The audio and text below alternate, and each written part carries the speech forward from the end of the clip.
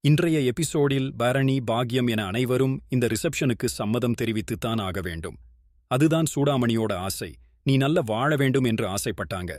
இதனால் நீ முதலில் கிளம்பி வெங்கடேஷ் வீட்டுக்கு போ. அங்க உன் மாமியாரின் சொத்தக்காரங்க உனக்காக காத்துக்கிட்டு இருக்காங்க. அவங்களுக்கு தலைகுனிவை ஏற்படுத்தி விடாதே. இங்கு நடக்க வேண்டியதை நாங்க பார்த்துக் கொள்கிறோம் என்று பாக்கியம் சொல்லுகிறாள். இதைத் தொடர்ந்து சண்முகம், அத்தை சொல்லுவதுதான் சரி. ரத்னா, நீ கிளம்பி வெங்கடேஷ் வீட்டுக்கு போ என்கிறான். இதை கேட்ட ரத்னா, என்னன்னா நீயும் இப்படி சொல்றா? வீட்டில இப்படி ஒரு விஷயம் நடந்து இருக்கு, அம்மாவை பறிகொடுத்து இருக்கோம். இதையெல்லாம் மறந்துவிட்டு நகை நட்டு பட்டுப்புடவை கட்டிக்கிட்டு நான் எல்லார் முன்னாடி எப்படி அண்ணன் நிற்பது?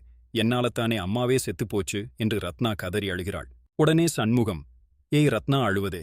அம்மா ஒன்னும் சாகல, நம்ம கூட தான் இருக்காங்க. அம்மா இறந்ததற்கு யாரும் காரணமில்ல. அவங்க விதி முடிஞ்சு போச்சு. அவ்வளவுதான்.